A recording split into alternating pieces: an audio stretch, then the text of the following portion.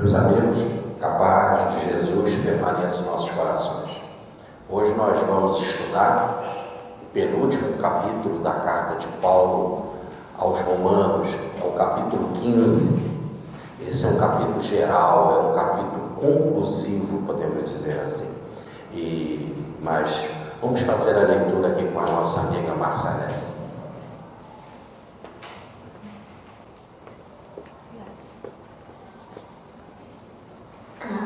Aos Romanos, capítulo 15. Nós, os fortes, devemos carregar as fragilidades dos fracos e não buscar a nossa própria satisfação. Cada um de nós procure agradar ao próximo em vista do bem para edificar, pois também Cristo não buscou sua própria satisfação, mas conforme está escrito: os insultos dos que te injuriaram caíram sobre mim. Ora, tudo que se escreveu no passado é para nosso ensinamento que foi escrito, a fim de que, pela perseverança e pela consolação que nos proporcionam as Escrituras, tenhamos a esperança. O Deus da perseverança e da consolação vos conceda terdes os mesmos sentimentos uns para com os outros, a exemplo de Cristo Jesus, a fim de que, de um só coração e de uma só voz, glorifiquei o Deus e Pai de nosso Senhor Jesus Cristo. Acolhei-vos, portanto, uns aos outros, como também Cristo vos acolheu para a glória de Deus. Pois eu vos asseguro que Cristo se fez ministro dos circuncisos, para honrar a fidelidade de Deus no cumprimento das promessas feitas aos patriarcas, ao passo que as nações glorificam a Deus, pondo em realce a sua misericórdia, segundo está escrito: pelo que eu te confessarei entre as nações e salmodiarei o teu nome. Diz ainda: nações, exultai junto com o teu povo. E ainda: nações todas, louvai o Senhor, e que todos os povos o celebrem. Isaías, por sua vez, acrescenta: surgirá o rebento de Jessé, aquele que se levanta para regir as nações. Nele as nações depositarão a sua esperança. Que Deus da esperança vos cumule de toda alegria e paz em vossa fé, a fim de que pela ação do Espírito Santo a vossa esperança transborde. Epílogo. O ministério de Paulo.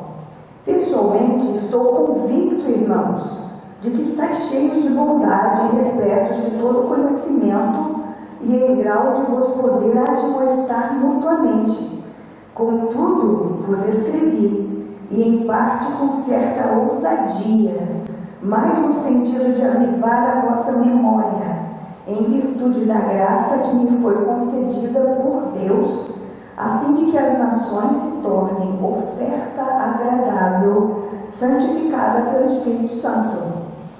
Tenho, portanto, de que me gloriar em Cristo naquilo que se refere a Deus, pois não ousaria falar de coisas que Cristo não tivesse realizado por meio de mim para obter a obediência das nações em palavra e em ações, pela força de sinais e prodígios, na força do Espírito de Deus, como desde Jerusalém arredores até a Ilíria eu levei a termo o anúncio do Evangelho de Cristo, fazendo questão de anunciar o Evangelho onde o nome de Cristo ainda não era conhecido, para não construir sobre alicerces lançados por outros, mas conforme está escrito: vê-lo-ão a quem não foi anunciado, e conhecê-lo-ão aqueles que dele não ouviram falar. Projetos de viagem. Foi justamente isto que sempre me impediu de chegar a vós. Agora, porém, não tendo mais tempo para o meu trabalho nestas regiões, e desejando há muitos anos chegar a vós, irei quando for para a Espanha. Espero ver-vos na minha passagem e ser por vós encaminhado para lá, depois de ter saboreado um pouco a alegria de vossa presença. Mas agora vou a Jerusalém a serviço dos santos. A Macedônia e a Acaia houveram por bem participar de alguma forma das necessidades dos santos de Jerusalém, que estão na pobreza. Houveram por bem, é verdade, mas eles lhes eram devedores, porque se as nações participaram dos seus bens espirituais, devem, por sua vez, servi-los nas coisas temporais. Quando, pois, tiver resolvido este encargo e tiver entregue oficialmente o fruto da coleta, passarei por vós a caminho da Espanha. Tenho certeza de que, indo a vós, irei com a plenitude da bênção de Cristo. Contudo, peço-vos, irmãos, por nosso Senhor Jesus Cristo e pelo amor do Espírito, que luteis comigo nas orações que fazeis a Deus por mim, a fim de que possa escapar das mãos dos incrédulos da Judéia, e para que o meu serviço a favor de Jerusalém seja bem aceito pelos santos. Assim, se Deus quiser, poderei visitar-vos na alegria e repousar junto de vós. Que o Deus da paz esteja com todos vós. Amém. Da Bíblia de Jerusalém. Bom, meus amigos, que a paz de Jesus permaneça em nossos corações, né? Esse capítulo 15 é um capítulo, podemos dizer assim, conclusivo, que Paulo acaba abordando vários temas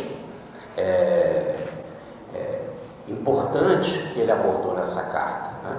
Então, um tema e temas novos também, mas ele começa retomando o tema do capítulo passado, que é sobre os fortes e os fracos, sobre o problema da alimentação de carne ou vegetariana, ou da alimentação proibida ritualisticamente também. Ele vai começar a falar da união entre as várias correntes das igrejas, a união dos gentios, a união dos judeus convertidos, para que possa haver uma igreja una, universal, voltada para Cristo. Depois ele vai falar também do trabalho de caridade, que alguns irmãos gentios estavam fazendo, algumas igrejas, para ajudar os pobres lá em Jerusalém. E eles eram pobres, estavam pobres por causa da imensa perseguição que sofria pelo governo dos saduceus lá em Jerusalém. E Paulo estava levando esses recursos para lá, né? Num verdadeiro serviço, numa oferta de amor para ajudar aquela gente de Jerusalém. Depois Paulo vai falar da missão dele, do ofício que ele tem consagrado, um ofício que ele leva com muita determinação, com muito esforço. E ele diz que esse esforço dele, por revelação, o que ele recebeu é para pregar em lugares em que o nome de Jesus ainda não chegou. Isso não quer dizer que não se tenha que fazer pregação para lugares que o nome de Jesus já chegou. Mas o caso dele particular era pregar não em fundamentos alheios, mas pregar em lugares que o nome ou o evangelho de Jesus não chegou. Então ele tinha uma proposta de ir para a Espanha, né? Mais precisamente seria a Península Ibérica, que hoje nós teríamos Portugal e Espanha, que era considerada naquela época o fim do mundo, né? O fim do mundo conhecido. Então ele tinha um sonho de ir lá pregar, mas para isso ele precisava passar primeiro em Jerusalém para entregar essa coleta. E no caminho para a Espanha, ele queria tirar algumas férias. Ele queria tirar um tempo de refrigério, de descanso entre os romanos, que ele sabia, ele diz aqui, eu sei o quanto vocês são bondosos e acolhedores, e aí vocês inclusive poderão de alguma forma até me ajudar para chegar lá na Península Ibérica, na Espanha, mas eu quero passar esse momento de férias, que é algo que eu já venho sonhando há muito tempo. Eu desejo estar com vocês, né? E vamos ver como é que a vida vai arrumar para que Paulo possa tirar esse período de férias lá em Roma. E que tipo de férias será essa que ele vai passar lá, né? Como que a providência divina vai arranjar isso que Paulo está conversando aqui nesse capítulo 15. Muito bem, então vamos lá para hoje, resumir os versículos 1, 2, 3 e 4. Agora, inicialmente, ele vai retomar aquele tema das proibições ou da liberdade do capítulo 14, que é sobre se deve comer carne ou não, né? Então ele dividiu em dois blocos os homens, os fortes e os fracos, que já vimos que não tem nada a ver com evolução. Os fortes são aqueles que aceitam a liberdade em Cristo, que o cristianismo nos permitiu liberdade para fazermos aquilo que nós acharmos conveniente, e os outros ainda estão cheios de regras. Então ele diz que esses são os fortes, aqueles que, por exemplo, comem carne, e aqueles outros que ficam com regra, eu não devo comer carne, eu devo ser vegetariano, ou eu tenho que me preocupar com dias festivos, dia de sábado, ou dia de domingo e tal. Esse ele chama de fracos. Então ele começa o capítulo assim,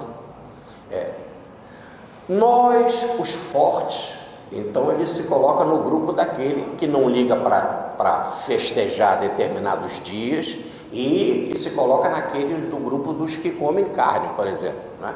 Nós, os fortes, devemos suportar a fraqueza dos fracos ou a debilidade dos fracos, mas não agradarmos a nós mesmos. Olha, então ele pede para ter uma renúncia, a renúncia para podermos conviver bem, fraternamente, com aqueles que ainda estão preocupados com essas coisas. Se deve comer carne, não deve comer carne, se deve respeitar o dia de sábado e domingo e tal. Então Paulo fala que nós devemos suportar esses nossos irmãos. Essa palavra daqui, suportar, é muito importante. Ela, no original, lá no grego, ela diz assim, ela tem um significado de sustentar ou transportar, no sentido de carregar esse irmão que ainda tem essas debilidades, essas fraquezas. Essa palavra carregar, eu queria que vocês depois olhassem lá no Evangelho, em João, no capítulo 19, versículo 17, no grego está basta desenho. Essa palavra então quer dizer carregar. É a mesma palavra usada por João aí nesse versículo que eu acabei de citar, para carregar a cruz. Quando diz que Jesus carregou a cruz, é essa mesma palavra que ele fala em suportar. Então é como se ele estivesse dizendo assim, nós temos que tolerar os nossos irmãos, mas mais do que tolerar os nossos irmãos débeis na fé, nós temos que sofrer inclusive privações para termos a unidade, a fraternidade, o amor que é maior de tudo diante desses irmãos fracos. Não fazer nada para perturbá-los e eles então fracos resolverem abandonar a fé, porque aí essa perda é muito mais grave, porque é uma perda da obra de Deus, em que Deus acolhe a todos, quem come carne, quem não come carne, quem quer sábado, quem quer domingo, né? Então, como Deus acolhe a todos, a gente tem que acolher esse. Inclusive, aí ele chega à ideia que podemos dar aqui dos exemplos, quando Jesus disse assim, se alguém te mandar andar 1000 passos, ou 1 milha, dê 2000 passos, ou 2 milhas. Aí, isso que é a tal da privação, do suportar, do carregar. Se alguém te pedir a túnica, né, se pedir a túnica, dê também a capa. Isso está em Mateus, no capítulo 5, versículo 40 e 41. Então, ele lembra, então, cada um agrade ao próximo, visando a edificação mútua. Nós já vimos o que é a palavra edificação, que vem de edifício. Então, a grande construção da igreja do Cristo, e aqui não vamos imaginar que é uma construção física, porque aí a palavra igreja quer dizer comunidade. Quer dizer, a grande obra, a grande construção da igreja tem que estar alicerçada nesse princípio de fraternidade.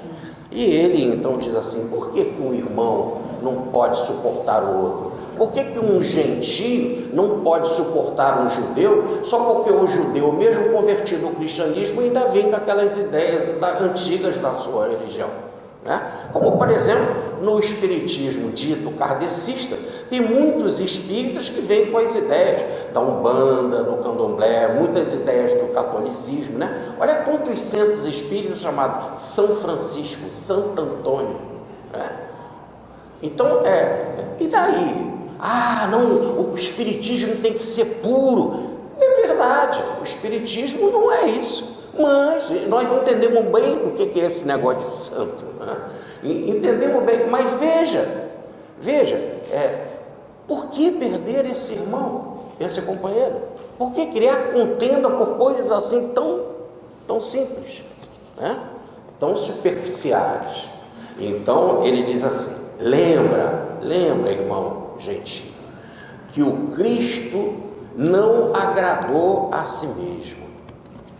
Se o Cristo não agradou a si mesmo, se ele era aquele espírito daquela envergadura, daquela altura espiritual, e resolveu vir comungar com os homens, viver aqui com os homens, sob as leis dos homens, e se ele fez isso tudo por nós, inclusive fez a privação maior de ir para a cruz por causa dos homens, morrer por causa dos homens, mais que isso, e perdoar os homens, independente do pecado.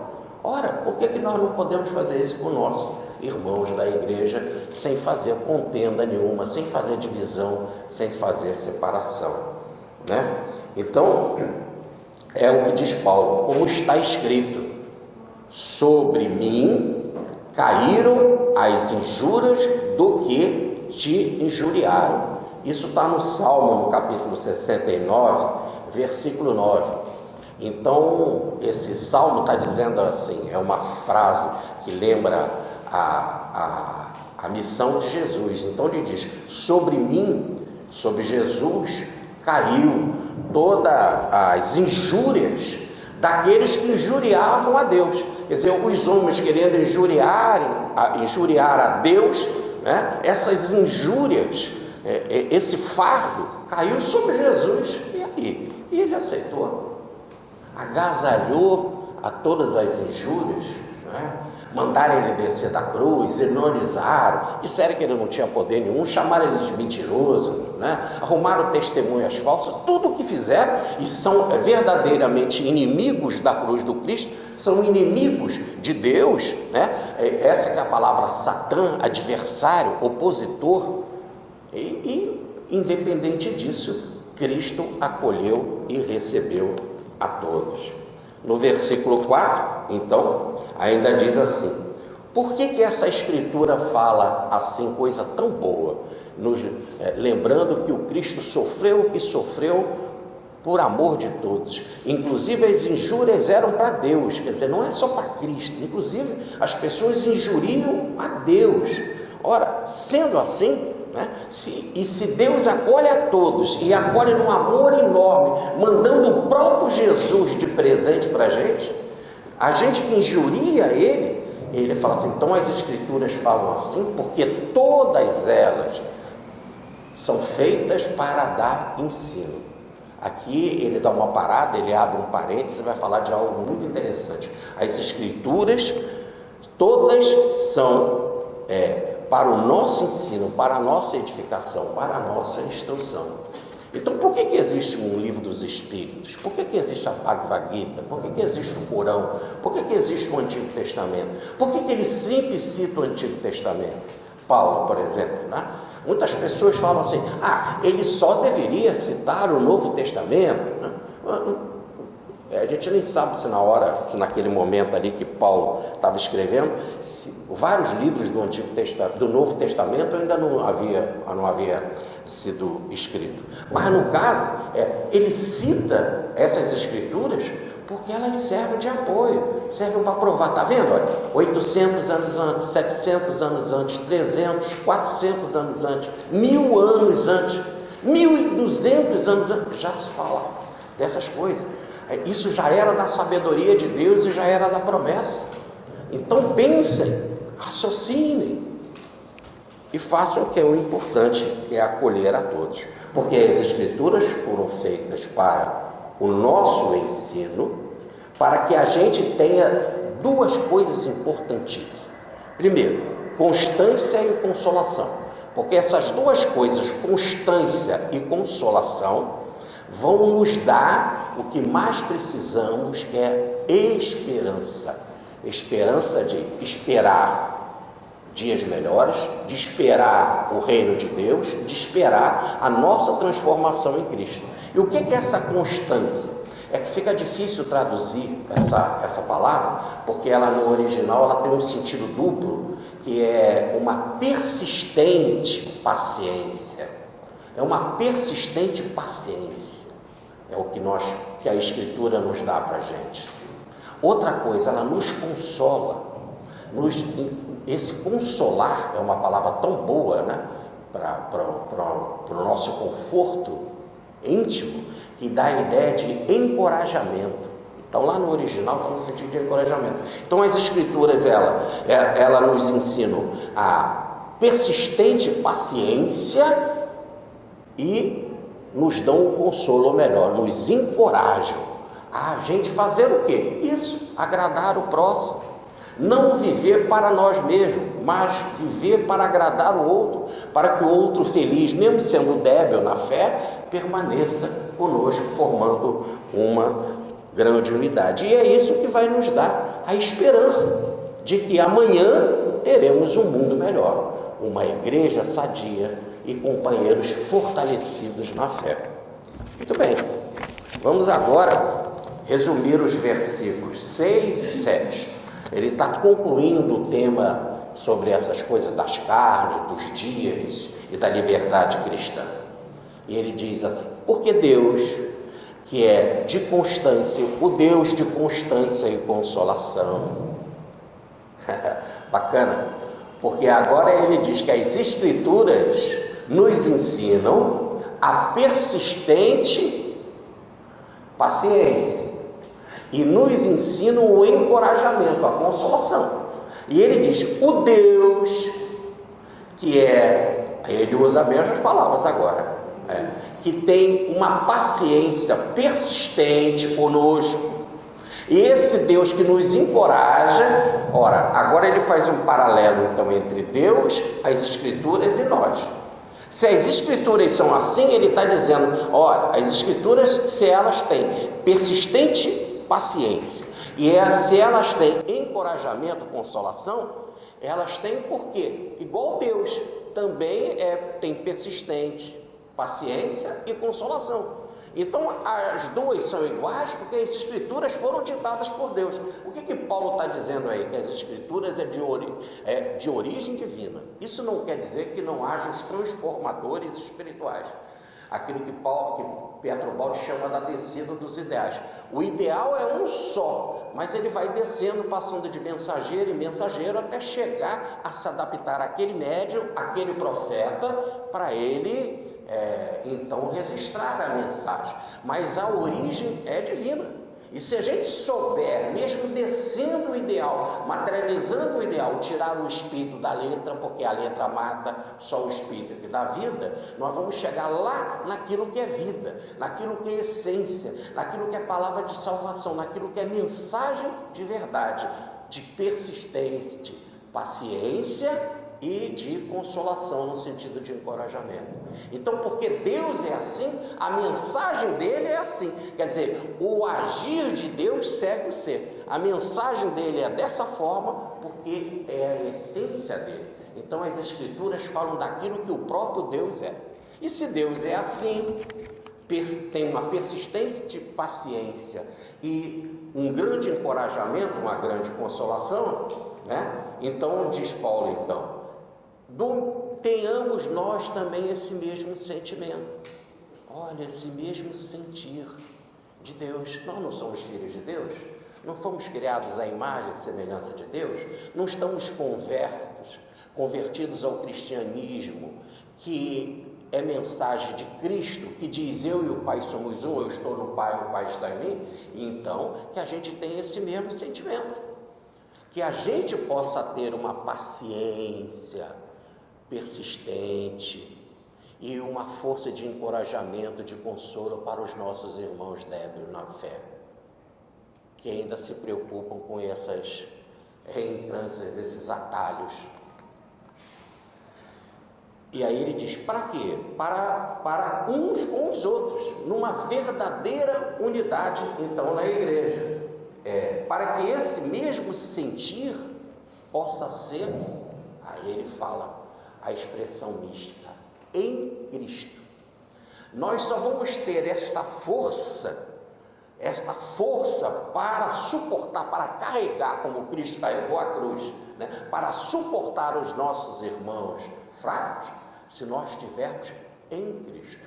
Então é na oração, é na meditação, é na união, é na fé em Cristo, é nesse estado místico de unidade a Cristo, recebendo a força e o poder de Cristo, é que nós vamos ser suficientemente fortes para dar para o nosso irmão aquilo que é preciso. E o que ele espera que seja o resultado disso? Está no versículo 6. Para que a gente possa todos sermos unânimes e a uma só boca glorificar a Deus, que é o Pai de Jesus. Unânimes aí está no sentido de que todos possamos ter um só parecer, e depois uma única boca, no sentido de a uma só voz. Então, que toda a comunidade, a uma só voz, glorifique a Deus, louve a Deus, agradeça a misericórdia de Deus, por Ele estar cuidando da nossa salvação, através do presente que Ele nos deu, que é Cristo. E mais, que possamos, então, num só parecer, numa só boca, num só louvor, todos juntos, unânimes, unidos, fazermos a grande oferta de nós mesmos numa obra agradável para Deus. E quem é esse Deus? Ele diz: o Pai de Jesus, o Pai de nosso Senhor Jesus Cristo. Então ele diz que o Cristo é o Senhor, que o Cristo é o presente, que Cristo é o nosso governador, é Ele que dirige a nossa vida, mas foi enviado pelo Pai. E o Pai de Jesus é o nosso Pai. E a igreja é obra de Deus através de Jesus. Ou melhor, o projeto de salvação do reino de Deus é obra de Deus através de Jesus. E é Deus quem precisa ser louvado. Vamos então para o versículo 7. Ele diz assim: então recebei-vos uns aos outros como o Cristo nos recebeu. Essa palavra recebeu aí no original está no sentido de acolher, no sentido de acolhimento. Acolhei-vos uns aos outros como Cristo nos acolheu. Então, no exemplo, como Cristo, esse como aí está no exemplo de Cristo. Então, você olha lá, vê como Cristo fez conosco e faz igualzinho. Por isso que o final do capítulo 13 de Paulo nessa carta, na carta aos Romanos, ele diz assim: revesti-vos de Cristo. Então, se a gente se vestir de Cristo nessa grande peça teatral que é a humanidade, que é o cenário humano, tá certo? Nós temos que fazer então o papel de Cristo. Como Cristo fez, faça também. É só assim a igreja será unânime, numa só voz, vai glorificar a Deus. Depois ele diz: por quê? Olha, e aí ele conclui esse tema aqui. Porque Cristo, o versículo 8, porque Cristo se fez ministro da circuncisão, por causa da verdade de Deus, para confirmar as promessas que foi feita ao Pai, do Pai, aos nossos pais. Então, Cristo se fez ministro da circuncisão. Ou melhor, circuncisão aí está na substituição da palavra judeu, porque o judeu que era chamado circuncisão. Jesus fez tudo que cumpre os critérios ou sob a lei do nascimento judaico. Ele cumpriu tudo. E por que ele fez isso? Por causa da verdade de Deus, daquilo que Deus prometeu aos nossos pais, para que tudo fosse cumprido, para que a palavra de Deus fosse levada como verdade até o fim. Ele é a prova dos 9, podemos dizer assim. Ele é a conclusão daquilo que o Senhor falou há séculos e séculos antes. E ele veio por causa disso. Então ele passou a ser ministro. Essa palavra ministro aí está no sentido de servir. O ministro aí é um servidor, é um serviço que ele fez. Então ele fez o serviço da circuncisão. Ou melhor, mude a palavra circuncisão para as leis estabelecidas no judaísmo. Ele fez o serviço dessas leis. Então vamos lá, nós listamos alguma, né? Ele nasceu e com 8 dias foi circuncisado como mandava a lei. E na circuncisão, José, que era um judeu, o aceitou como pai. Por que quando aceita como pai? Porque José deu o nome, dizendo que o nome dele será Jesus. Mesmo se ele recebeu essa revelação que veio do anjo Gabriel, não importa, quando ele deu o nome, ele está dizendo assim: aceito ele como meu filho. E como José era judeu, está dizendo: Jesus é realmente judeu. E cumpriu a lei fazendo a circuncisão, a marca no pênis, para dizer: ele pertence a Deus, ele me pertence, ele tem a marca divina. Segundo, ele com 40 dias foi ser resgatado no templo. Era da lei que todas as crianças pertenciam a Deus, logo todas elas pertenciam ao templo. Só os da tribo de Levi, que são 12 tribos, né? Os da tribo de Levi ficariam para o sacerdócio.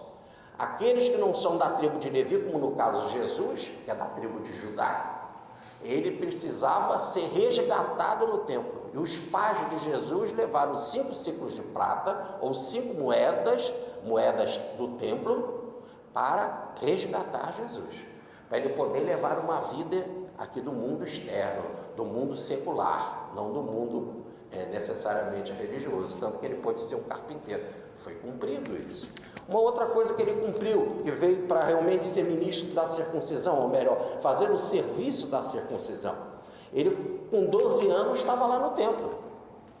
E com 12 anos no templo é aquilo que a lei manda o menino com 12 anos, 12, 13 anos, quer dizer, quando chega na puberdade, a se apresentar no templo para assumir a responsabilidade da lei, que é o bar mitzvah, onde que ele vai falar da lei junto com a autoridade. Por isso que tinham aqueles mestres conversando com ele. Isso foi cumprido. Depois ele era homem, e por ser homem podia pregar. Então ele realizou isso. Então a lei dizia: só um homem pode falar em praça pública. E foi cumprido. Tanto que nós não temos mulheres pregando lá no judaísmo, eram os homens.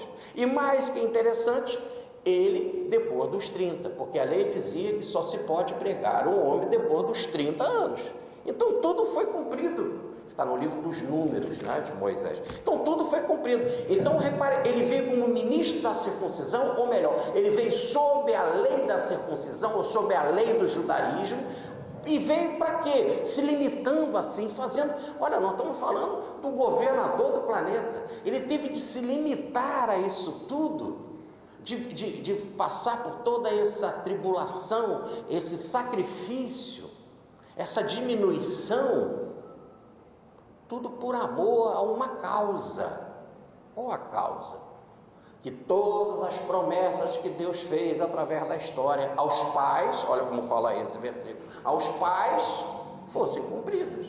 Então ele veio aqui para estabelecer a verdade de Deus. Ele veio para falar que Deus é verdadeiro e que tudo aquilo que ele promete para a gente está no plano dele, que não pode falhar. Por isso ele fala, Paulo no versículo antes, da esperança que devemos ter. Porque esse Deus, como ele é paciente em tudo, ele espera o desenvolvimento da história, ele espera o nosso desenvolvimento, a nossa maturidade, para que os fatos possam ir acontecendo gradativamente para a nossa assimilação. Ele tem os caminhos mais verdadeiros, linhas certas. Deus escreve por linhas certas, não linhas tortas, né? A gente que não lê direito. E Jesus veio mostrar essa leitura correta da vontade divina, né? Então Paulo conclui assim, aqui nesse versículo 8, que os gentios não deveriam então esquecer o sacrifício de Cristo, para que possam compreender, né? Porque ele veio para cumprir tudo aquilo que era para a salvação dos próprios gentios. Então, se os gentios eram salvos, é porque foi feito promessas para os judeus, e as promessas para os judeus, Jesus veio, cumpriu tudo, apanhou essa promessa. Como os judeus não quiseram, ele arrumou servidores do próprio judaísmo, como Paulo, como Pedro e outros, para levar para os gentios a mensagem da salvação, e para que tudo possa ser cumprido, que os gentios então não esqueçam desse sacrifício, e não esquecendo assim, vão ter mais força para suportar os seus irmãos e não desprezar ninguém, e formar uma unidade na igreja. Agora vamos resumir os versículos 9, 10, 11, 12 e 13. Então, sendo assim, se todo esse esforço do Cristo foi para que a mensagem chegasse através do judaísmo no cristianismo, e que as promessas feitas por Deus fossem cumpridas, então os gentios, e ele estava escrevendo para Roma, né? Então ele estava escrevendo para uma população gentia, que eles então possam, esses gentios, glorificarem a Deus, sabendo que Deus é misericordioso. Puxa, como Deus é misericordioso!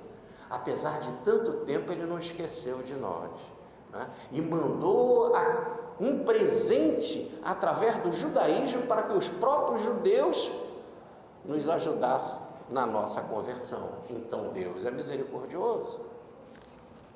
E Paulo então vai dar um show aqui.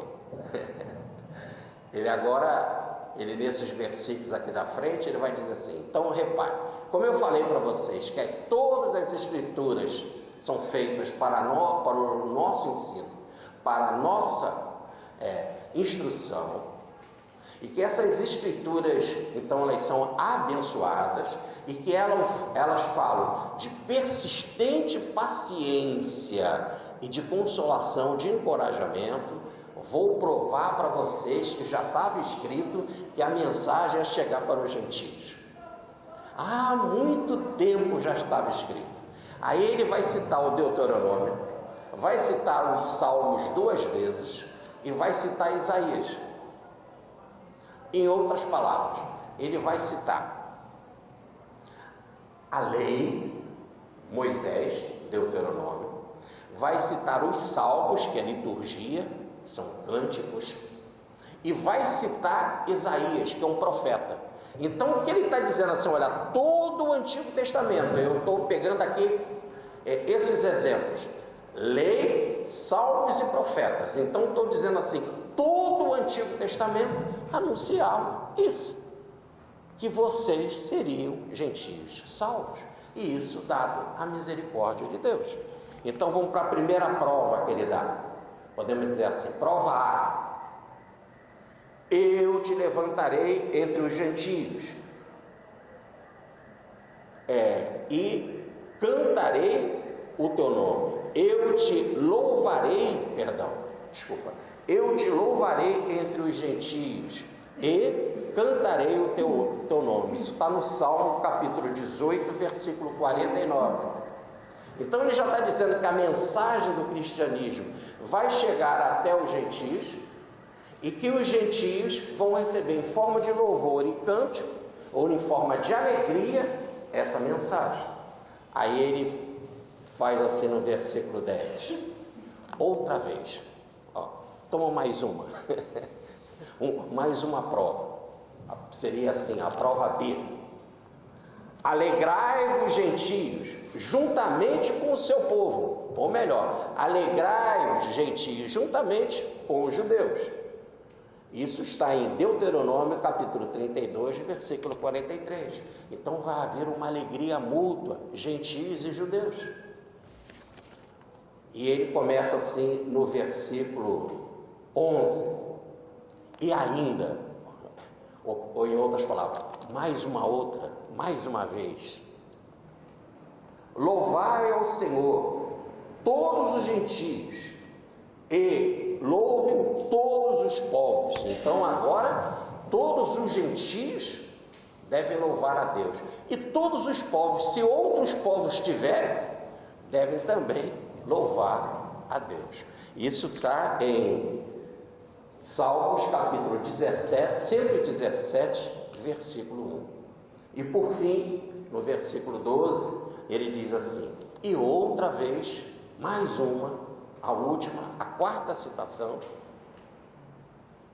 que está em Isaías, ou melhor, nas profecias, em Isaías, no capítulo 11, versículo 10, ele diz assim: haverá a raiz de Jessé, ou terá, né? Haverá, assim, terá a raiz de Jessé, aquele que te levanta para reger os gentios, nele os gentios esperarão. Então ele diz que terá uma raiz de Jessé, e que dessa raiz de Jessé vai se levantar um ramo, e esse ramo regerá, ou melhor, será rei, vai reger, no sentido de ser rei, os gentios. E os gentios esperam por um rei assim. Ora, quem é Jessé? Jessé é o pai de Davi. Então agora ele não está falando só das promessas do pacto de Abraão, lá dos pais que viveram 500 anos antes de Davi. Agora ele está falando de Davi 1000 anos antes de Cristo, dizendo que o pai de Davi, que é Jessé, então é como se estivesse dizendo da linhagem de Davi.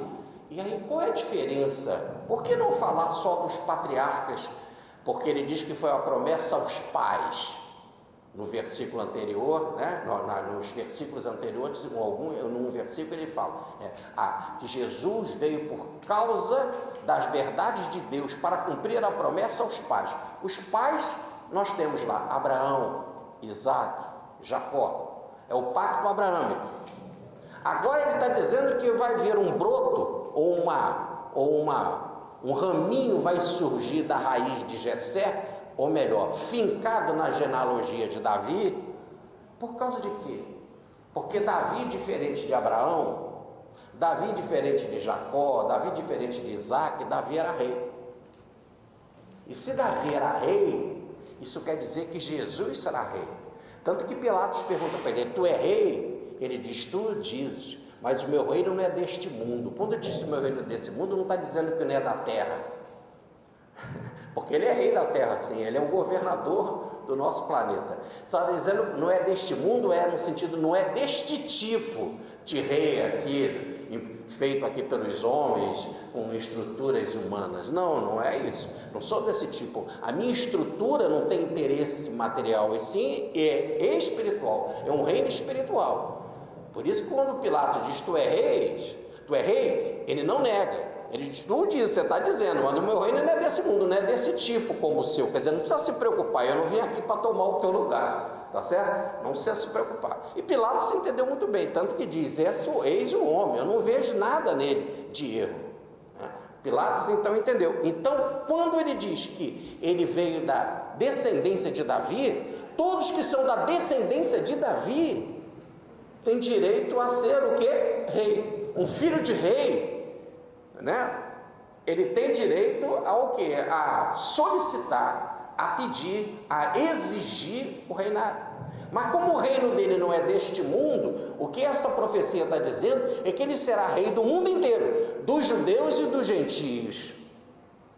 Tá certo? Porque, olha como diz aqui a profecia, ele vai reger os gentios. Neles os gentios esperam um tipo de rei assim, de ordem espiritual. E agora, o que o texto está falando é de uma igreja universal, de um reinado universal e de uma salvação universal. Essa salvação universal, nós não vamos ficar separados, nós teremos uma regência. Quem vai reger a nossa vida e cuidar da nossa organização como instituição, como igreja, como uma grande comunidade, é Cristo. Ou como Paulo fala numa outra passagem, Cristo é a cabeça. Então, esse versículo aqui, o versículo 12, ele está nos dando uma esperança que Deus está falando. Quando ele fala do pacto abraâmico, ele está dizendo: todos os gentios serão salvos, e todos os judeus também. Pacto de Abraão. Quando ele vai para o pacto de Davi, ele diz: todos os gentios esperam um rei assim, um rei espiritual, e esse rei vai reger, ou melhor, vai dirigir esta nova comunidade, esse novo reino, tá certo? Aí vem o versículo 13. Aí vocês poderiam dizer assim: mas será que é verdade? Será que nós vamos, que essa promessa aí que foi feita, que Paulo está dizendo, que é Jesus que vai nos reger, será que um dia nós vamos viver assim sobre a égide, ou sobre a regência dele? Será que o teremos verdadeiramente, em termos de comunidade, Jesus como rei, como o Senhor das nossas vidas, do nosso destino? Mas olha o mundo, né? É tanta guerra, é tanta pobreza, é tanta fome, ainda tem tanta violência, e tanto isso, tanto aquilo. Na época de Paulo também era assim, né? Aí vocês poderiam dizer: tá vendo? Já passaram 2000 anos. Bem, aí vem o versículo 13. O Deus da esperança.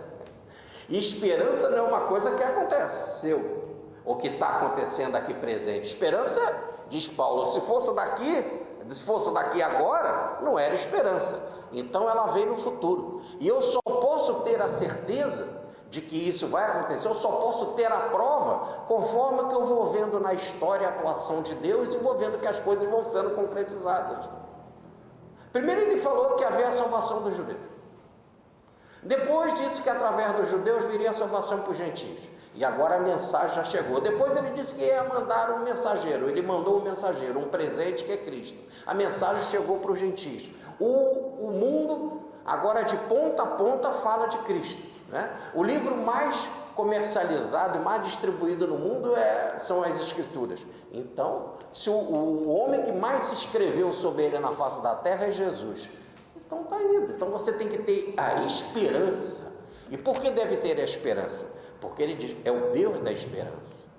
Se ele é o Deus da esperança, significa então que esse reino universal, né, irá um dia acontecer, para que ele então possa te encher de gozo, para que ele possa te encher de paz, para que você possa ter a força de viver na unidade dessa igreja, para trabalhar como um canal dele, como um instrumento dele, para que essa igreja do bem, ou sempre quando eu falo igreja, troque por reino de Deus.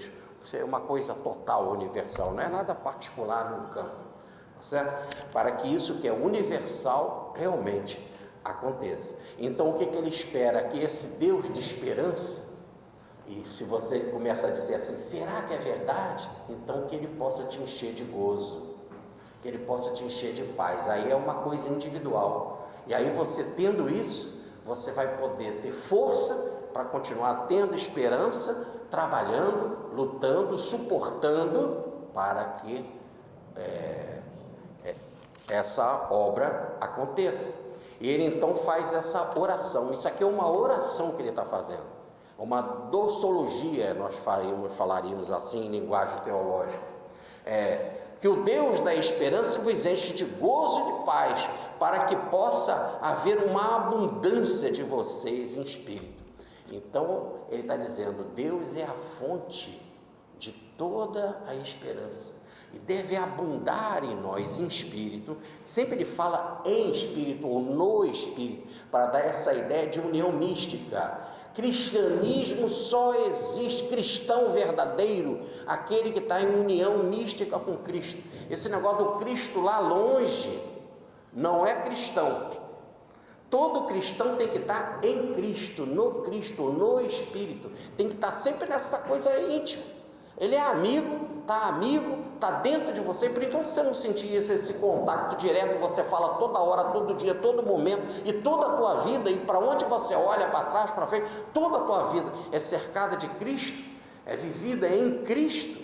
Sem isso não há cristão verdadeiro.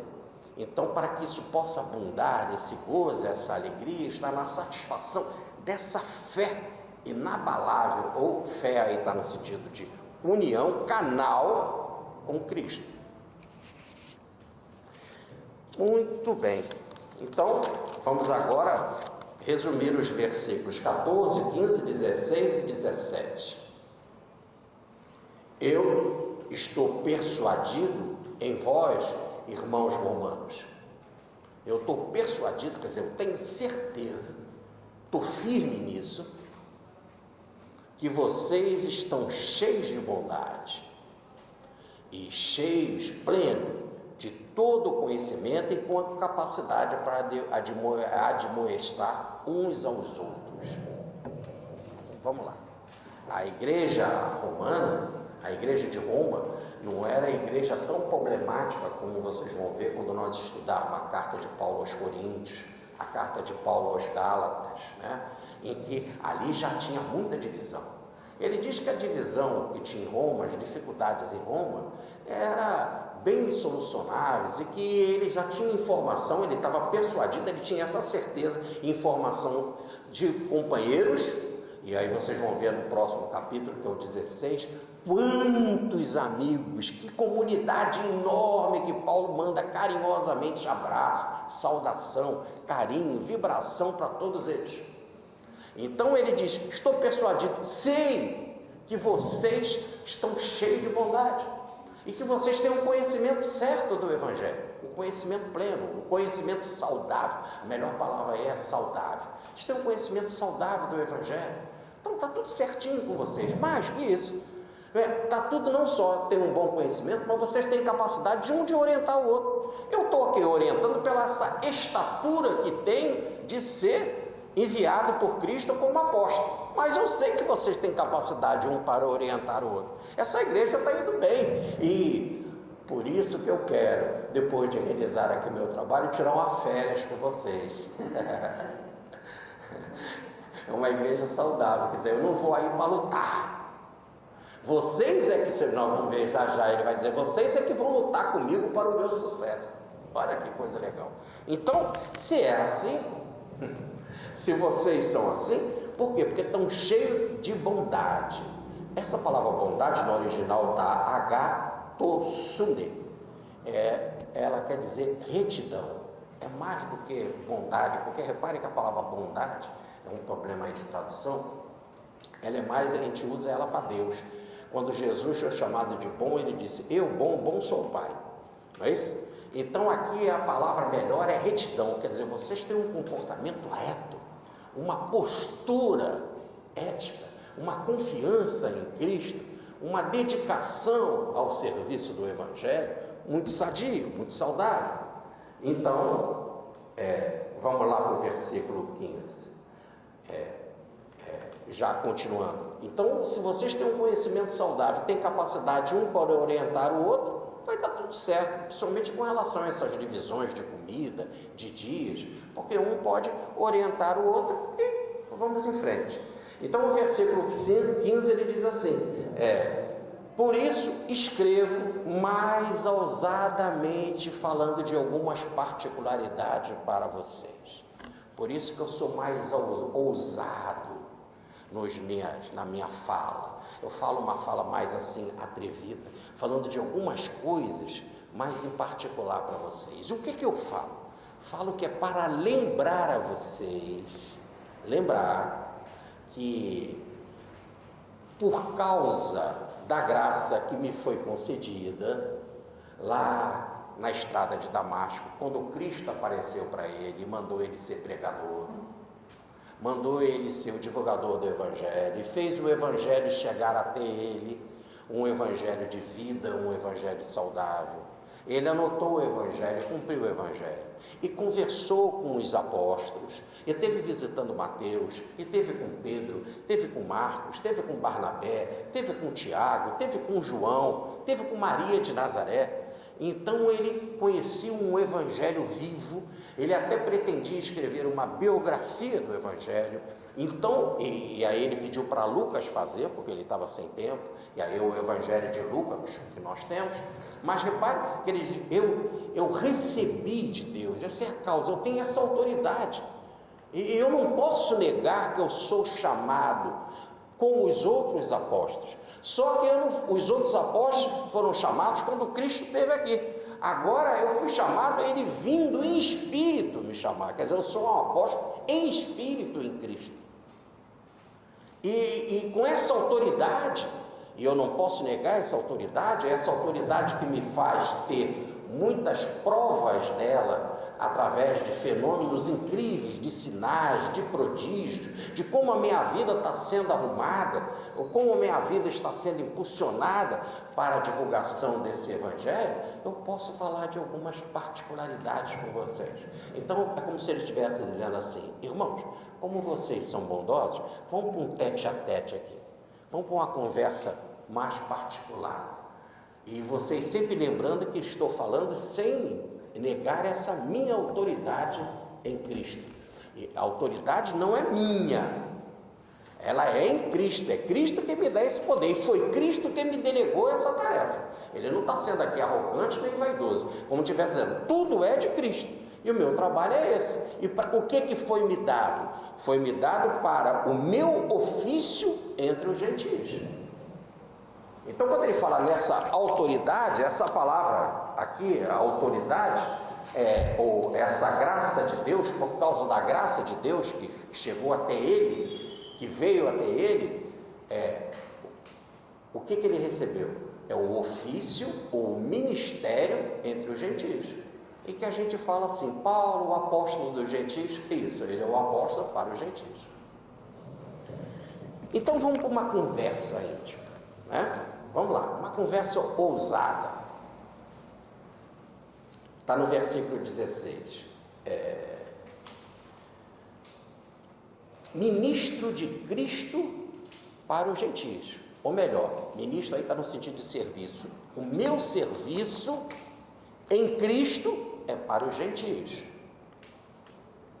Para levar o quê? O Evangelho de Deus. Esse é o meu sagrado encargo. Essa palavra aí, esse encargo, esse ministério, está no sentido de serviço sacerdotal. É a mesma palavra que o sacerdote usava lá em Jerusalém, lá no templo. Ele era sacerdote e ele ia fazer um serviço sacerdotal no templo, que quase sempre era cumprir as oferendas, as regras sacerdotais. Ele diz também que ele está aqui à semelhança de um sacerdote judaico, que faz a sua oferta, a sua dedicação, o seu serviço para Deus. Eu estou fazendo esse serviço do Evangelho de Deus, através de Cristo, para vocês gentios. Quero agir com vocês como um verdadeiro sacerdote, fazendo da nossa vida uma oferenda a Deus. Já já ele vai dizer isso. Uma oferenda a Deus, um serviço a Deus. Então, sendo assim, como oferta, olha como está, como oferta santificada pelo Espírito. Então vocês são uma oferta. Vamos fazer uma oferta. Como é que era a oferta no templo? Tinha de ter um animal sem mancha, um animal perfeito. Esse animal era levado para o sacerdote ia fazer a consagração, ou melhor, a purificação da oferta. Se tivesse algo que precisava, ele ia fazer então o louvor dessa oferta e a entrega dela a Deus, de uma oferta perfeita. O sacerdote ia olhar se estava tudo nos conformes, se todas as regras foram estabelecidas, e ele então que fazia um canal entre o ofertante e Deus. Ele que fazia então esse canal entre o homem e Deus, levando a oferta perfeita. Agora Paulo está dizendo que essa oferta perfeita agora não é um animal, não é um pombinho, não é uma ovelha, não é um cordeiro. Essa oferta agora é o gentio. Então que ele faz um trabalho como sacerdote para que tudo seja feito dentro da regra direitinho, e o próprio gentio, ele vai ser a própria oferta. Aqui nós estamos numa linguagem bem da física quântica, né? Em que o objeto e o observador são iguais. E aqui a oferta, os gentios, e eles mesmos irão se transformar do ofertante como oferta. E Paulo vai entregar eles a Deus, vai dizer assim, ó, está aqui, ó, foi cumprido tudo direitinho. Aqui nós temos uma oferta perfeita, uma oferta sem mancha, de pessoas bondosas, com conhecimento pleno e com capacidade de um orientar o outro. É um trabalho santificado, abençoado. E ele ficava muito feliz com esse trabalho que ele realizava, de sacerdócio. Então ele diz, agora no versículo 17, eu ainda queria falar aqui uma coisa do versículo 18, que esse trabalho no original está hierorgunta. Então a palavra que eu quero dizer aqui é a palavra técnica para serviço no ofertório, ou a palavra técnica para um sacerdote, que é a levar o gentio a ser entregue a Deus como uma pessoa saudável. Agora no versículo 18, e faço isso de tal forma que estou, pelo seguinte motivo, para me gloriar em Cristo nessas coisas de Deus. Então ele diz, isso que eu estou fazendo é obra de Deus, é coisa de Deus. Agora eu só realizo uma obra assim, e eu fico feliz, eu posso ficar dando glórias pelo trabalho que eu faço, porque faço em Cristo. Então, como eu estou em unidade em Cristo, eu posso dizer assim, já não sou eu mais que faço, é Cristo que vive em mim e faz. E aí, como Cristo está unido a mim, eu posso dizer que estou fazendo um trabalho bom, e estou fazendo esse trabalho bom das coisas de Deus para levar o gentio à perfeição, e para ser uma entrega viva a Deus, né? Muito bem, então, e isso que eu faço, e que mostram em vários momentos o que eu faço, nós temos sinais, prodígios, nós temos provas imensas. Então eu posso dizer que na minha vida está cheia de marcas, de provas dessa atuação divina no meu trabalho, né? E aí nós não podemos enumerar. Vocês peguem a vida de Paulo, um livro qualquer da vida de Paulo, vocês vão ver quantas coisas maravilhosas, e tudo dando certo, né? Olha, o homem escreveu uma carta naquela época de perseguição, e a carta chegar a nós aqui hoje em dia, para a gente estar aqui estudando. Vocês querem mais prova de um sinal da intervenção divina? A carta ser preservada? Essa é só um dos sinais que a gente pode dizer, dessa intervenção, dessa prova dos 9, do que o serviço que Paulo estava fazendo é abençoado. E Pedro vai dizer isso, que o serviço de Paulo e as cartas de Paulo são verdadeiras escrituras, santas escrituras.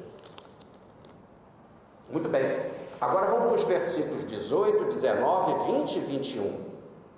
Então, não ousarei, porque só estou sendo ousado para falar isso com vocês, dizendo que o meu motivo é que eu faço uma obra abençoada e vou levar vocês a essa oferta abençoada a Deus, uma oferta sem mancha, né? Eu não estou ousando falar assim por mim, não.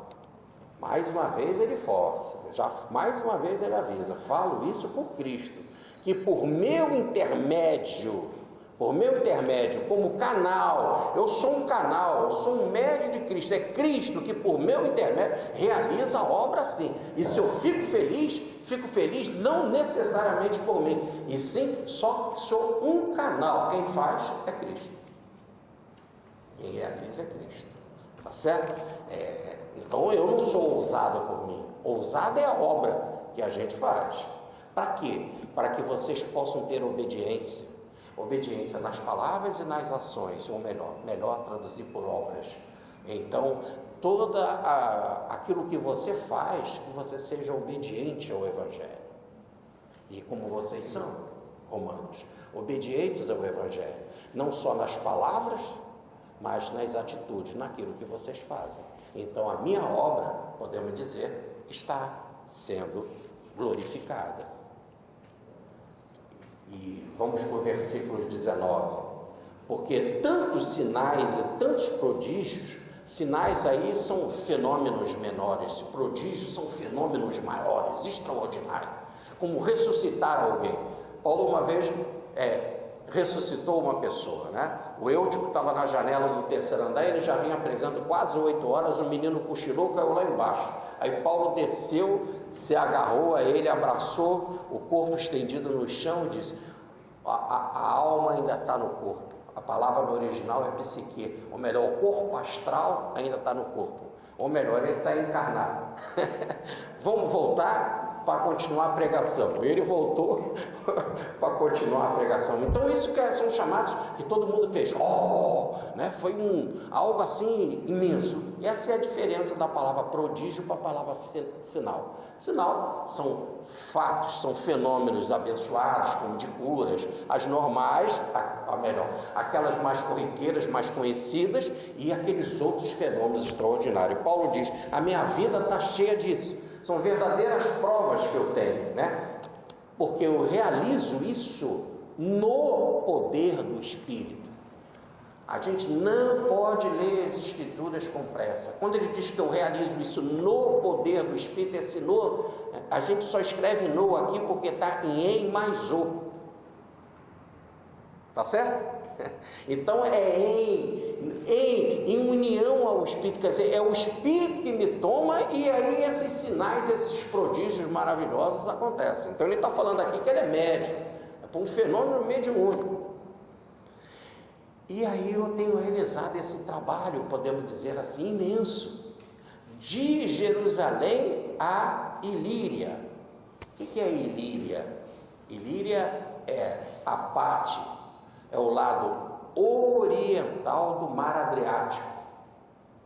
Então ele está falando aqui da Sérvia, da Croácia, da Bósnia. Então ele está dizendo que de Jerusalém ao mar Adriático a mensagem foi divulgada. E esses fenômenos, esses sinais, isso que a gente aqui chama de milagres, né? Essas coisas têm acontecido. Mas o que é mais importante, o Evangelho tem sido pregado, as pessoas têm sido transformadas, estão se transformando em ofertas para Deus, e estamos construindo a grande comunidade do Cristo.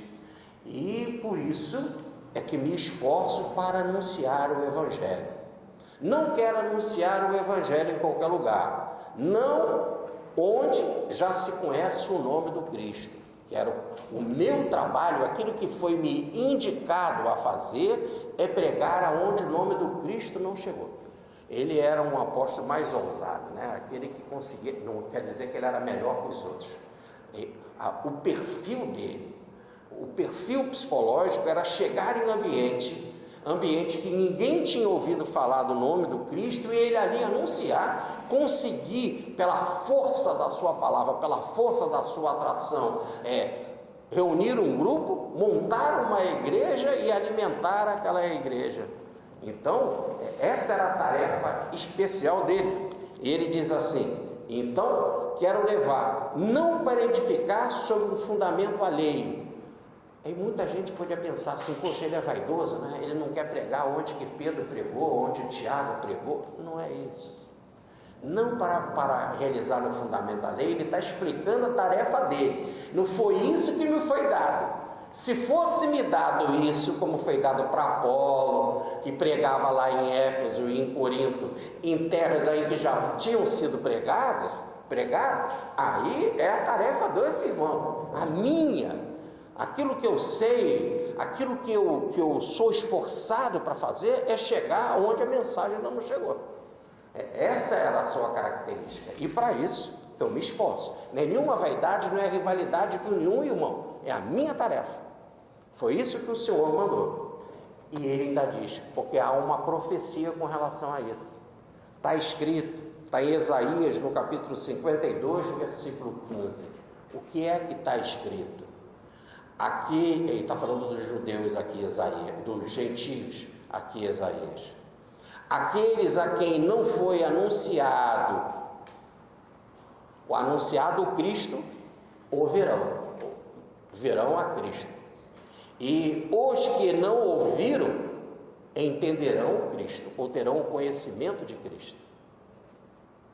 Então, Paulo está dizendo, e está pegando esse versículo para ele, como se estivesse dizendo, né? Isaías aí está fazendo uma profecia com relação ao tipo de missão que Cristo deu para eu realizar. E o que foi a missão que o Cristo me deu para eu realizar? Está lá em Isaías.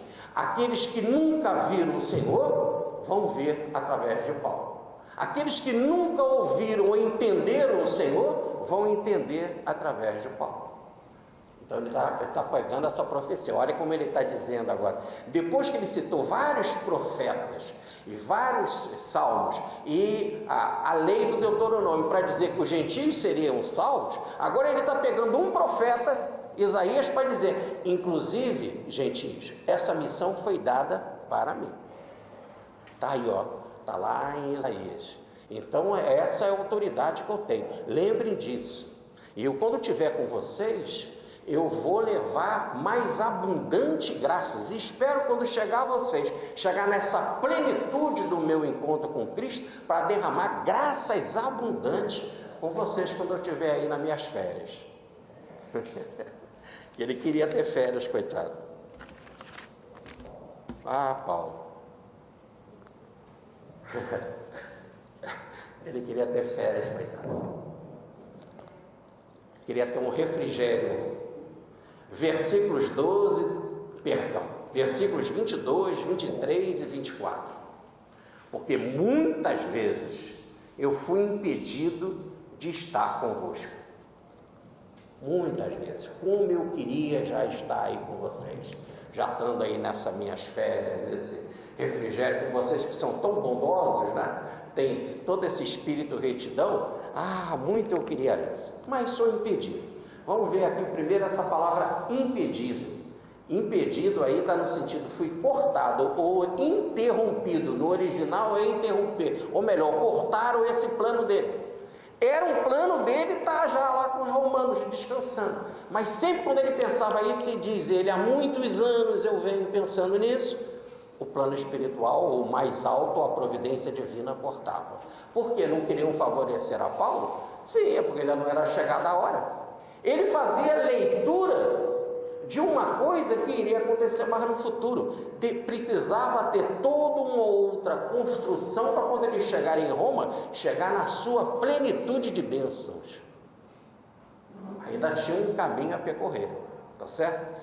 Por isso que ele foi cortado, ou melhor, foi interrompida a sua ideia, e ele diz assim, muitas vezes eu tentei, mas o plano espiritual não deixou. As forças mais altas não deixaram. E isso daí foi traduzido muitas vezes, tentei fazer isso, no original é uma palavra só, que foi traduzido por muitas vezes. E aí vocês vão ver uma coisa muito interessante. Essa palavra, e aí fica difícil para botar no texto, é a mesma palavra que gerou aqui no português a palavra obsessão. Então Paulo está dizendo assim, eu tinha uma obsessão por estar aí com vocês. Sabe, é como se fosse um assédio na minha mente. A minha mente estava assediada, a minha mente está cercada dessa ideia. A palavra cerco, obsessão quer dizer cerco, assédio. Então a minha mente estava cercada disso. Aí é uma coisa boa, positiva, é obsessão no sentido positivo, né? Eu tinha essa obsessão, mas a vida, me cortava, ou me impedia, e eu não pude chegar. Vamos para o versículo 23. Versículo 23. Agora, nada mais tenho que me detenha aqui nessas regiões onde eu percorri. Ou melhor, todas essas igrejas que eu já fundei e já revisitei, algumas já até 3 vezes ou mais vezes, em alguns lugares como Éfeso ele passou 3 anos, em Corinto ele passou mais de um ano e meio. Então, tudo nada mais agora me retém aqui. Posso concretizar essa minha vontade de estar com vocês. Só que eu tenho um trabalhinho para fazer antes. Eu vou realizar isso, né? E vou aí estar com vocês. Então vamos lá. Agora nada mais me detém nessas regiões, que há muitos anos desejo ir visitá-los. Repare que ele entendia a visita a Roma, a estada em Roma, como uma visita. Ele não queria ir lá para pregar, porque o objetivo dele não é pregar em fundamento à lei. E Roma já existia antes dele. Roma como igreja, antes dele se converter, Roma como igreja cristã já tinha esse núcleo. E ele diz que a tarefa dele não é pregar em terreno alheio. Então a minha tarefa não é essa. Quando eu vou estar com vocês, eu vou para descansar e para comungar sinais espirituais, ou melhor, vibrações mediúnicas. E depois, porque o meu objetivo é seguir depois de vocês para chegar até lá na Espanha, tá? Então, bom, então há muito eu queria visitá-los, e vou fazer isso quando eu for à Espanha. Quando eu for à Espanha, eu passo um pouquinho aí com vocês. Não quero ficar muito tempo em Roma. Ele mesmo diz, eu não vou ficar muito tempo aí, vamos passar um período de tempo aí. Isso ele fala em outro capítulo que nós já estudamos. Vou passar um tempo aí com vocês. Depois, o meu objetivo mesmo é ir para a Espanha. Aí vamos para o versículo 25 e 26. Agora, porém, antes de aí ficar com vocês, eu tenho que dar uma passadinha em Jerusalém. Eu vou lá em Jerusalém para ministrar o serviço entre os santos. Santo é sempre como se chamava o cristão naquela época. Nós já explicamos isso aqui para vocês, né? Quer dizer, para ministrar aos irmãos cristãos lá em Jerusalém. Ministrar é servir, fazer um serviço espiritual. Que serviço que Paulo iria fazer lá? Ele não era para pregar necessariamente. Por quê? Porque lá já tinham pregadores que chegaram antes dele, que foi Pedro, que foi Tiago, e lá já tinha uma igreja para isso.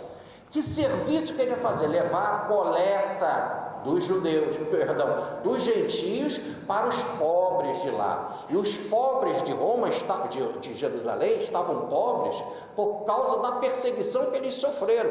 Principalmente os judeus são divididos em saduceus, fariseus e levitas. Os saduceus são aqueles que pertencem à classe nobre dos ricos, e esses estavam dirigindo o templo, estavam dirigindo o poder. Então eram ricos no poder e no poder da religião, no poder do templo. Eram eles que perseguiam violentamente a igreja. Tinham matado Estevão, inclusive usaram Paulo para isso, né? Tiveram com Paulo fazia parte dessa igreja. Eles já tinham matado Tiago, irmão de João, né? E agora muitos estavam pobres. Por exemplo, Nicodemos, que é apresentado no final do Evangelho de João como uma pessoa muito rica, diz livros apócrifos que eles, considerado apócrifo, que ele e a família dele estavam passando muitas necessidades, porque eram perseguidos. Ainda mais ele que era senador do Sinédrio, e porque aceitou Cristo e levou as essências para ungir o corpo do Cristo na cruz, foi perseguido violentamente. Então por isso que eles estavam passando muita necessidade. E Paulo tinha ideia então de fazer essa distribuição dessa coleta, visando duas coisas. Primeiro, para unir a igreja, dizer assim, gentio e judeu, um ajuda o outro, podemos viver em paz. E segundo, se vocês judeus ainda têm alguma resistência com relação aos gentios, repare que na privação de vocês, no sofrimento de vocês, os gentios estão ajudando. Então, como se fosse assim um fecho que Paulo queria dar para a grande unificação. Ele que tanto lutou para a unificação entre gentios e judeus, agora ele queria fazer isso na cidade de Roma, de Jerusalém, onde estava a origem do judaísmo, né? O centro principal do judaísmo. Então vamos agora resumir os versículos 25 e 26. Eu já falei, né? Nós vamos agora a Jerusalém realizar a coleta. E no versículo 26, ele diz, porque aprouve, ou melhor, se sentiu bem a Acaia e a Macedônia se congregarem e arrumarem dinheiro, ou melhor, fazer uma coleta para levar para os irmãos pobres.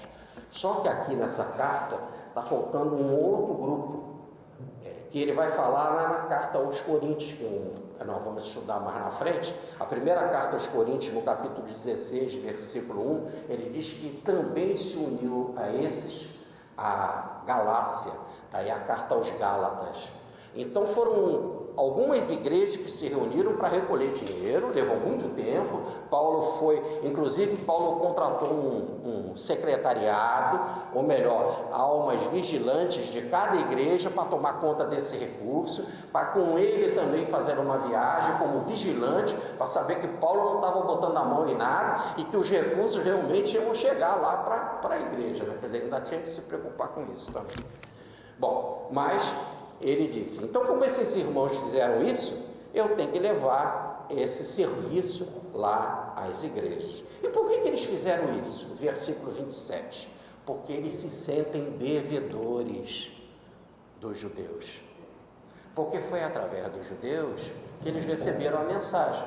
Quem foi pregar para eles? Não foi Paulo? Paulo não era judeu? Quem vai pregar para eles? Não foi Pedro? Que Pedro não era judeu?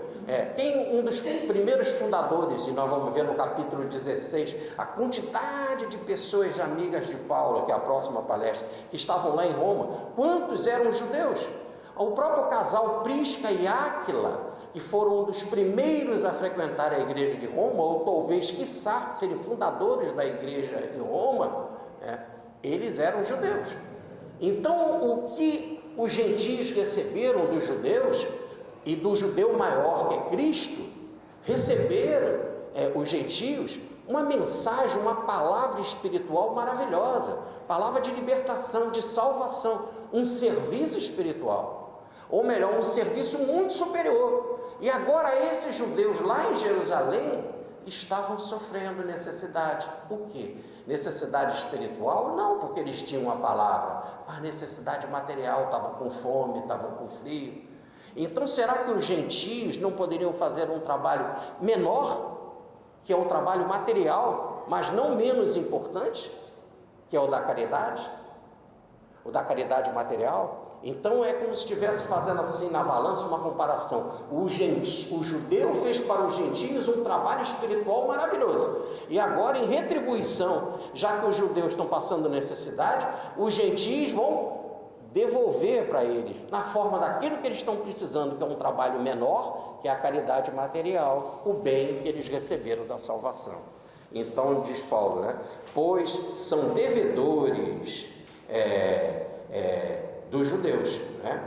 Que devem servir com coisas materiais, essas coisas espirituais que eles receberam, né? E que Paulo diz, então, que essa oferta que ele vai fazer, ele interpreta como uma oferta religiosa, já que ele vai ministrar lá, e a palavra é a mesma para serviço sacerdotal. Ele diz, essa oferta é uma oferta fraternal, é como se fosse oferta em dinheiro, a oferta do dízimo que se dá ao templo, tá? De uma dívida que você tem porque fez determinada produção. E se você fez uma produção, ou melhor, se você teve fruto na sua horta, você tem que pegar uma porção daquele fruto e levar ao templo, é o dízimo, não é isso? Paulo está dizendo que eles estão levando, que Paulo está levando essa coleta, que é o fruto, ele está fazendo uma jogada com essa tradição judaica, é um fruto daquilo que eles alcançaram. Como eles alcançaram agora se unir ao Cristo, e Cristo é fraterno, Cristo é amor, Cristo é caridade, eles estão pegando isso que eles conquistaram, que é essa caridade em Cristo, e estão entregando a vocês. É uma oferta espiritual do fruto que foi dado. Ele vai explicar melhor sobre isso. E aí vamos resumir os versículos 28 e 29. Concluído isso, que é entregar a esmola, como consignação do fruto dos gentios. Consignação, aí essa palavra consignação, está no sentido de autenticação. Sabe aquele carimbo que o banco dá? Quando você paga um documento, você paga uma promissória lá, você paga uma dívida, aí ele bota um carimbo, e aquele carimbo é a autenticação de que você pagou. Então, a oferta em si que Paulo estava levando é o carimbo, é a autenticação que o trabalho que os judeus fizeram foi um trabalho abençoado, deu fruto. Ó, como esses gentios são bondosos. Ó, como eles são retos. Ó, como eles são amorosos. Ó, como eles são agradecidos ao que fizeram. Qual é o fruto do trabalho que os judeus fizeram de levar o evangelho a ele? Quando eu digo judeu, não é a nação judaica, de alguns judeus, né? Jesus, Paulo, Pedro e tantos outros. Qual é o fruto disso? Está aí, o fruto é essa oferta que eles trazem, dizendo assim: olha, o trabalho que vocês fizeram está indo muito bem, olha como que eles são caridosos, né? Agora o versículo 28 continua, né? Então de lá de Jerusalém eu irei a vocês a Roma.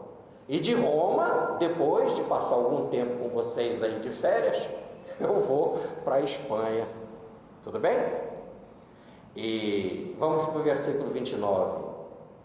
Bem sei, quer dizer, tenho certeza que quando eu for visitar vocês aí em Roma, chegarei na plenitude do meu encontro com Cristo. E aí vou poder... já que vocês são saudáveis no conhecimento, e um admoesta bem o outro, né? Um orienta bem o outro, nós vamos poder ter um refrigério, descansar, ter uma parada e uma troca carinhosa de vibrações espirituais. E essa plenitude minha em Cristo, que eu terei quando estiver aí com vocês, vou derramar em bênçãos, em alegria, em contentamento, em vibrações espirituais, para que vocês possam crescer mais e mais ainda. Muito bem. Feito isso, veio a preocupação que estava na cabeça dele. Versículos 30 e 31. Mas eu sei uma coisa, que o trabalho que eu vou ter lá em Jerusalém não vai ser fácil. Lá em Jerusalém eu vou enfrentar os rebeldes, que a melhor tradução são os incrédulos. Lá eu vou enfrentar os incrédulos. E tem dois tipos de incrédulo. Um incrédulo muito persistente, um incrédulo muito teimoso, um incrédulo muito feroz, que são aqueles que estão no poder, os saduceus, os judeus intransigentes, que não aceitam Cristo de jeito nenhum, e que perseguem a igreja e que matam os apóstolos e os discípulos, e que botou essa comunidade nessa pobreza. São extremamente violentos e perigosos. E eu vou estar lá, e eu tenho que ir lá, eu tenho que levar essa coleta para mostrar para os judeus o resultado que foi dado, os frutos que vocês estão dando na fraternidade. Mas lá eu vou encontrar ainda uma classe pior ainda do que esses judeus intransigentes. Eu vou encontrar uma que é violenta, mas violenta em termos de vingança, que me odeia em particular, que são os judeus também, que são esses mesmos incrédulos. Esses incrédulos, nós temos duas classes de incrédulos. São os judeus que se converteram, mas que continuam com os mesmos princípios judaicos e pensam que Jesus é um a mais, que o maior de todos é Moisés, e que as pessoas, para chegar a Cristo e receber as bênçãos de Cristo, têm que primeiro ir a Moisés, aceitar os princípios de Moisés, cumprir tudo aquilo que Moisés mandou cumprir, para depois servir a Jesus. Mas o principal é Moisés. Esses são os incrédulos mais violentos, esses são inimigos do Cristo dentro da igreja. Dentro da igreja, eles me perseguem.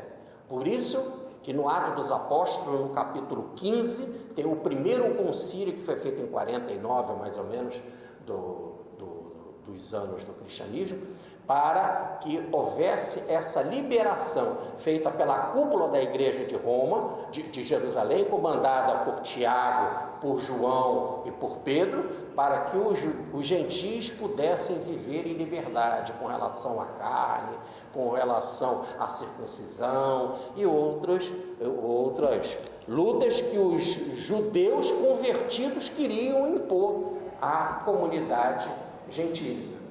Então Paulo diz que não vai ser fácil a ida dele lá. Então, versículo 30, rogo-vos por duas coisas. Rogo-vos em nome de Jesus Cristo, e rogo a vocês, irmãos de Roma, pelo amor do Espírito Santo, do Espírito de Deus, rogo, para que luteis comigo, juntamente comigo, em orações para mim.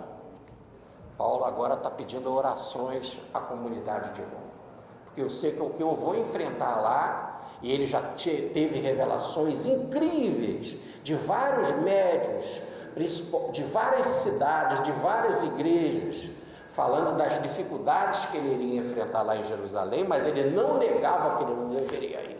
E ele insistia, dizia inclusive que ele seria preso, e ele insistia em ir porque ele achava que o serviço de Cristo, inclusive ele, estou preparado para ser preso e morrer, mas que eu vou levar a bênção da caridade a vocês, irei levar.